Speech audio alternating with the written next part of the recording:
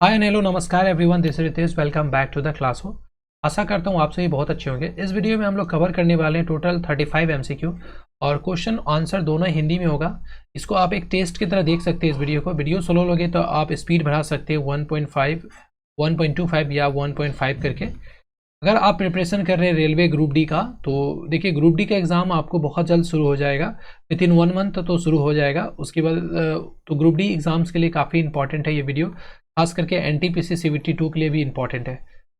तो चलिए शुरू करते हैं। अभी तक आपने चैनल को सब्सक्राइब नहीं किया तो प्लीज़ सब्सक्राइब कर दीजिए गाइस। वीडियो को लाइक शेयर जरूर कीजिएगा। सबसे पहला क्वेश्चन क्या है, क्वेश्चन नंबर 1। वह अंतिम ओलंपिक खेल जिसमें गोल्ड मेडल सॉलिड गोल्ड से निर्मित किया जाता है। आप पेन पेपर लेके बैठिए, आंसर मार्क कर दीजिएगा। लास्ट में आप कमेंट करके बताइएगा आपका कितना मार्क्स आया है। देखिए ऑप्शन क्या, 1912, 1924, 1904 या फिर 1928।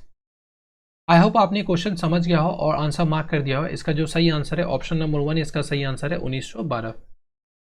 चलिए नेक्स्ट क्वेश्चन देखते हैं। नेक्स्ट क्वेश्चन है, अल हिलाल नामक समाचार पत्र किसने शुरू किया था। ऑप्शन क्या है, अबुल कलाम आजाद, खान अब्दुल गफ्फार खान, मौलाना लियाकत अली या फिर जवाहरलाल नेहरू। आई होप आपने आंसर मार्क कर दिया हुआ है। इसका जो सही आंसर है वो ऑप्शन नंबर 1 सही आंसर है। अबुल कलाम आजाद के द्वारा ये पत्र शुरू किया गया था, अल हिलाल। क्वेश्चन नंबर 3 देखते हैं। तुजुक ए बाबरी ग्रंथ किस भाषा में लिखा गया था। ऑप्शन क्या है, फारसी, तुर्की, अरबी या फिर हिंदी। आई होप आपने आंसर मार्क कर दिया है। इसका जो सही आंसर है वो है ऑप्शन नंबर 2, इसका सही आंसर है तुर्की। ठीक है, तुर्की भाषा में लिखा गया था तुजुक ए बाबरी। और ये क्वेश्चन काफ़ी इंपॉर्टेंट है, प्रीवियस ईयर में आया हुआ है, आप इसको जरूर नोट डाउन कर लीजिएगा। नेक्स्ट क्वेश्चन है, वह शासक जिसने अपने चांदी के सिक्के दिरहम, ठीक है, जैसे करेंसी है ना हम लोग का रुपीस, तो ये भी एक करेंसी है दिरहम, पर एक और संस्कृत तथा दूसरी और अरबी में मुद्रा लेख अंकित करवाया था। काफ़ी इंपॉर्टेंट क्वेश्चन है बीबीआई। ऑप्शन क्या है, महमूद गजनवी, मोहम्मद गौरी, बाबर, शेरशाह सूरी। इसका जो सही आंसर है ऑप्शन नंबर 1, इसका सही आंसर है महमूद गजनवी। क्वेश्चन नंबर 5 क्या है, 16 अगस्त 1946 को किस पार्टी ने सीधी कार्यवाही दिवस घोषित किया था।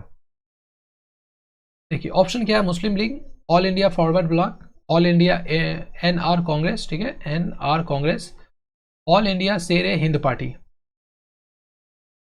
आई होप आपने आंसर मार्क कर दिया। इसका जो सही आंसर है ऑप्शन नंबर 1, इसका सही आंसर है मुस्लिम लीग। ठीक है, मुस्लिम लीग जो है 16 अगस्त 1946 को सीधी कार्रवाई दिवस घोषित किया था। क्वेश्चन नंबर 6 क्या है, सविनय अगवा आंदोलन के दौरान सरोजिनी नायडू ने किस जगह पर स्थित नमक डिपो पर धावा बोलने के लिए सत्याग्रह का नेतृत्व किया था। ऑप्शन क्या है, लूनकरनसर, धरसाना, छत्तरगढ़ या फिर भज्जू। आई होप आपने आंसर मार्क कर दिया है। इसका जो सही आंसर है वो है धरसाना। गाइज ये सारे प्रीवियस ईयर का क्वेश्चन है, प्रीवियस ईयर में डिफरेंट एग्जाम आया हुआ है, तो बहुत सारे इंपॉर्टेंट क्वेश्चन है। ठीक है, नटाल इंडियन कांग्रेस के संस्थापक कौन थे। क्वेश्चन नंबर 7 देखिए, बदरुद्दीन अजमल, महात्मा गांधी, चौधरी देवीलाल या फिर शेख अब्दुल्ला। आई होप आपने आंसर मार्क कर दिया हुआ। इसका जो सही आंसर है वो है महात्मा गांधी। क्वेश्चन नंबर 8, भारतीय इतिहास में कौन सा वंश पितृहंता वंश के रूप में जाना जाता है। शिशुनाग वंश, हर्यक वंश, नंद वंश या फिर मौर्य वंश। तो आई होप आपने अभी तक आंसर मार्क कर दिया हो। इसका जो सही आंसर है वो है ऑप्शन नंबर 2, इसका सही आंसर होगा हर्यक वंश। राजतरंगिणी के अनुसार निर्वाचन द्वारा सिंहासन प्राप्त करने वाला राजा कौन थे। ऑप्शन देखते हैं, दिलीप, अशोक, गोपाल या फिर राम। ऑप्शन नंबर 3 इसका सही आंसर है गोपाल।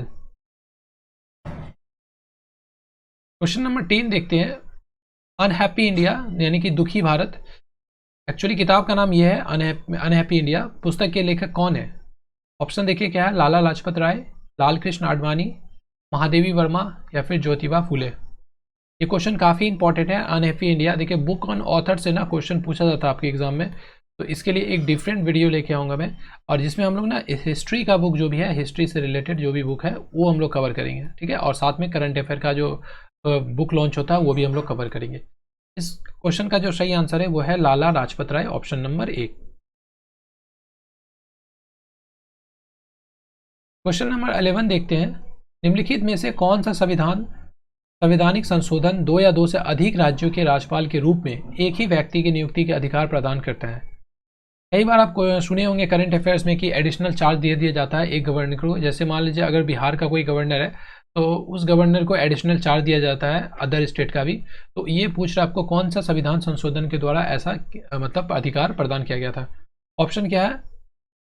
चौथा संशोधन, सातवां संशोधन, 11वां संशोधन या फिर 24th संशोधन। इसका जो सही आंसर होगा वो होगा सातवां संशोधन के द्वारा ये वाला अधिकार प्रदान किया गया था।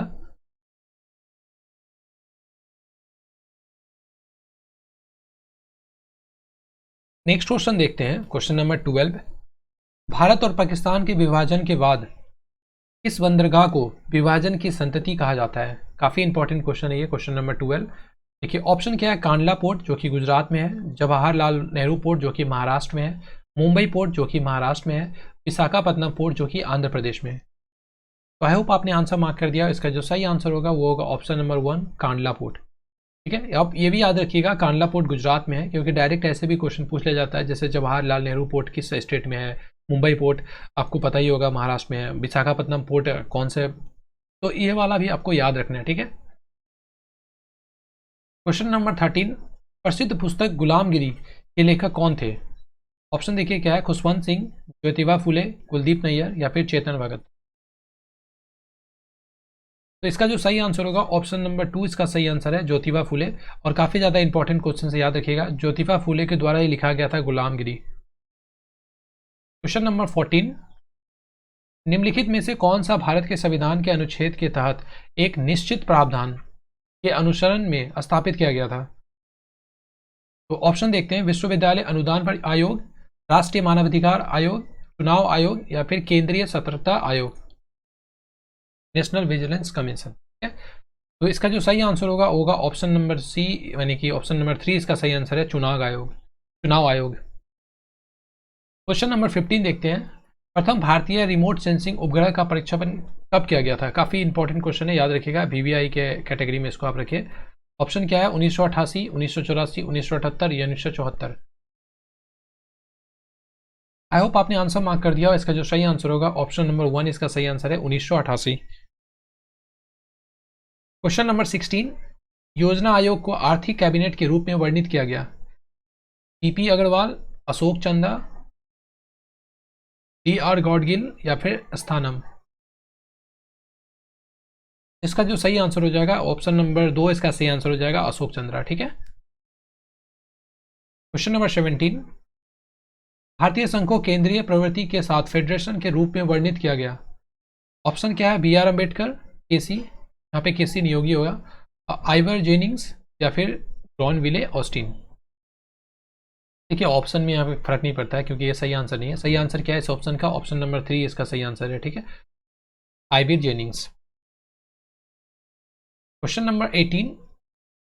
उच्च न्यायालय के न्यायाधीशों के वेतन और भत्ते का शुल्क भुगतान किया जाता है भारत के समेकित कोष से, राज्य समेकित कोष से, भारत की आकस्मिक निधि से या फिर राज्य आकस्मिक निधि से? इसका जो सही आंसर है ऑप्शन नंबर 2 इसका सही आंसर है। देखिए यहाँ पे क्वेश्चन उच्च न्यायालय का पूछा है, तो इसका सही आंसर हो जाएगा राज्य समेकित कोष से। Question number 19। निम्नलिखित में से किस राज्य में 1979 में दल बदल विरोधी कानून लागू किया गया था? काफ़ी ज़्यादा इंपॉर्टेंट क्वेश्चन है। पश्चिम बंगाल, जम्मू कश्मीर, केरल या फिर तमिलनाडु? इसका जो सही आंसर है ऑप्शन नंबर 1 इसका सही आंसर है, पश्चिम बंगाल। Question number 20। जनहित याचिका की अवधारणा उत्पन्न हुई यूनाइटेड किंगडम यानी कि यूके, संयुक्त राज्य यूएसए, ऑस्ट्रेलिया, कनाडा? इसका जो सही आंसर है ऑप्शन नंबर 2 इसका सही आंसर है, संयुक्त राज्य। Question number 21। भारतीय राष्ट्रपति द्वारा अपनी वीटो शक्ति से संबंधित अभ्यास का एकमात्र उदाहरण है? अब वीटो पावर के बारे में सुने होंगे, राष्ट्रपति के बारे में कुछ पावर ऐसा रहता है जो सिर्फ राष्ट्रपति को दिया जाता है। ठीक है, तो क्या पूछ रहा है आपको? हिंदू कोड बिल, पेप्सू यानी कि PEPSU विधेयक, भारतीय डाकघर संशोधन विधेयक या फिर दहेज निषेध बिल। तो इस क्वेश्चन का जो सही आंसर है, ये क्वेश्चन नंबर 2 इसका सही आंसर है, ये वाला। ठीक है, आईएएस और आईपीएस के उन्मूलन की सिफारिश की गई थी, काफी इंपॉर्टेंट क्वेश्चन है। आईएएस और आईपीएस के उन्मूलन की सिफारिश की गई थी ढेबर कमीशन के द्वारा, या फिर कालेलकर के द्वारा, कालेलकर आयोग के द्वारा, या फिर खेर कमीशन के द्वारा, या फिर राजमन्नार आयोग के द्वारा। इसका जो सही आंसर होगा वो होगा आपको ऑप्शन नंबर 4, राजमन्नार आयोग के द्वारा। नेक्स्ट क्वेश्चन है, निम्नलिखित में से कौन घटक विधानसभा की केंद्रीय संविधान समिति का अध्यक्ष था? ऑप्शन क्या है? जवाहरलाल नेहरू, बी आर अम्बेडकर, जेबी कृपलानी, अलादी कृष्ण स्वामी अय्यर। इसका जो सही आंसर होगा वो होगा ऑप्शन नंबर 1, इसका सही आंसर है जवाहरलाल नेहरू। क्वेश्चन नंबर 24, भारत के कौन से राष्ट्रपति कुछ समय तक गुटनिरपेक्ष आंदोलन के महासचिव भी रहे हैं? देखिए काफी इंपॉर्टेंट क्वेश्चन है, ऑप्शन देख लेते हैं। सर्वपल्ली राधाकृष्णन, गिरी वेंकट गिरी, ज्ञानी जेल सिंह, या फिर शंकर दयाल शर्मा। तो इसका जो सही आंसर होगा ऑप्शन नंबर 3, इसका सही आंसर है ज्ञानी जेल सिंह। नेक्स्ट क्वेश्चन है क्वेश्चन नंबर 25, निम्नलिखित में से किसके प्रशासन में परमाणु ऊर्जा विभाग है? ऑप्शन क्या है? प्रधानमंत्री कार्यालय, कैबिनेट सचिव, बिजली मंत्रालय, या फिर विज्ञान और प्रौद्योगिकी मंत्रालय। काफी इंपॉर्टेंट क्वेश्चन है गाइस, इसको ध्यान दीजिएगा। इसका जो सही आंसर है ऑप्शन नंबर 1, इसका सही आंसर है प्रधानमंत्री कार्यालय। क्वेश्चन नंबर 26, संयुक्त लोक सेवा आयोग यानी कि ज्वाइंट पब्लिक सर्विस कमीशन का गठन किया जा सकता है? ऑप्शन क्या है? राष्ट्रपति आदेश द्वारा, राज्यसभा के प्रस्ताव द्वारा, संसदीय अधिनियम द्वारा, या फिर राज्य सरकार द्वारा अनुमोदित। ऑप्शन नंबर इसका 3 जो है सही आंसर है संसदीय अधिनियम द्वारा संबंधित। नेक्स्ट क्वेश्चन है, जिसे अखिल भारतीय सेवाओं का जनक माना जाता है? अखिल भारतीय सेवाओं का जनक माना जाता है, देखिए Lord Macaulay, Lord Cornwallis, B R Ambedkar, या फिर सरदार पटेल। तो इसका जो सही आंसर है ऑप्शन नंबर 2, इसका सही आंसर है लॉर्ड कॉर्नवालिस। क्वेश्चन नंबर 28, सार्वजनिक उपक्रम यानी कि पब्लिक अंडरटेकिंग पर एक अलग संसदीय समिति की आवश्यकता के परिकल्पना किस कमेटी द्वारा की गई थी? ऑप्शन क्या है? लंका सुंदर राम, अशोक मेहता, जीबी मालवंकर, कृष्णा मेनन समिति। आई होप आपने आंसर मार्क कर लिया है। इसका जो सही आंसर है वो होगा लंका सुंदर राम। क्वेश्चन नंबर 28 का सही आंसर है ऑप्शन नंबर 1। नेक्स्ट क्वेश्चन है, छावनी बोर्ड के कार्यकारी अधिकारी की नियुक्ति की जाती है? ऑप्शन है राज्य के मुख्य सचिव, बोर्ड अध्यक्ष, भारत के राष्ट्रपति, या फिर रक्षा सचिव। आई होप आपने आंसर मार्क कर दिया है। इसका जो सही आंसर है ऑप्शन नंबर 3, सही आंसर है भारत के राष्ट्रपति। नेक्स्ट क्वेश्चन है क्वेश्चन नंबर 30, भारतीय संविधान के उद्देश्य में से एक के रूप में आर्थिक न्याय निम्नलिखित में से किस प्रदान किया गया है? ठीक है, भारतीय संविधान के उद्देश्यों में से एक कौन सा कि आर्थिक न्याय के बारे में पूछ रहा है आपसे। ऑप्शन देखिए, प्रस्तावना और मौलिक अधिकार, राजनीति के प्रत्यक्ष सिद्धांत में प्रस्तावना, राजनीति का मौलिक अधिकार और निर्देशात्मक, या इनमें से कोई नहीं। तो आई होप आपने आंसर मार्क कर दिया। इसका जो सही आंसर है क्वेश्चन नंबर 30 का सही आंसर क्या है? ऑप्शन नंबर 2 इसका सही आंसर है राजनीति के प्रत्यक्ष सिद्धांत में प्रस्तावना। क्वेश्चन नंबर 31, भारत के संविधान की अनुसूची जो कई राज्यों में प्रशासन अनुसूची क्षेत्र के नियंत्रण के लिए एक विशेष प्रावधान देता है। देखिए ऑप्शन क्या है इसका? तीसरी, 7वीं, 5वीं, या फिर 9वीं। इसका जो सही आंसर है ऑप्शन नंबर क्वेश्चन नंबर 31 का ये हो जाएगा आपको ऑप्शन नंबर 3, 5वीं। 32, निम्नलिखित में से किस उच्च न्यायालय के पास अंडमान और निकोबार द्वीप पर क्षेत्रीय अधिकार है? ठीक है, देखिए ये जो काफी इंपॉर्टेंट क्वेश्चन है, एक ऐसा क्वेश्चन पूछता है आपसे। तो इसका जो सही आंसर है, पहले देखिए ऑप्शन क्या, आंध्र प्रदेश, कोलकाता, मद्रास, या फिर उड़ीसा। तो कोलकाता हाईकोर्ट जो है अंडमान निकोबार द्वीप समूह पर भी अपना क्षेत्रीय अधिकार है उनका। ठीक है, यानी कि जैसे मान लीजिए सपोज अंडमान निकोबार के किसी पर्सन को कोई प्रॉब्लम हो गया है, ठीक है, या कुछ प्रॉब्लम है, तो वो जाएगा कोलकाता हाईकोर्ट में। भारत और आर्थिक सर्वेक्षण पर हर साल आधिकारिक तौर पर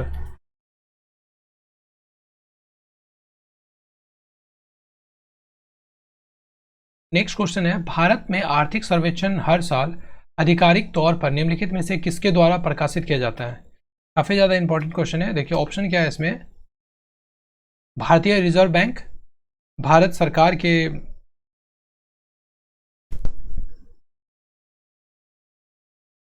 वित्त मंत्रालय, नीति आयोग, भारत सरकार का उद्योग मंत्रालय। तो इस क्वेश्चन का जो सही आंसर है, क्वेश्चन ऑप्शन नंबर 2 इसका सही आंसर है, भारत सरकार के वित्त मंत्रालय। क्वेश्चन नंबर 34, निम्नलिखित में से कौन सी संस्था का प्रधानमंत्री होता है? कौन सा संस्था का प्रधानमंत्री होता है? देखिए वित्त आयोग, नीति आयोग, राष्ट्रीय अल्पसंख्यक आयोग, या फिर ऑप्शन नंबर 2 वित्त आयोग, नीति आयोग, विधि आयोग, या फिर नीति आयोग, या फिर राष्ट्रीय अल्पसंख्यक आयोग।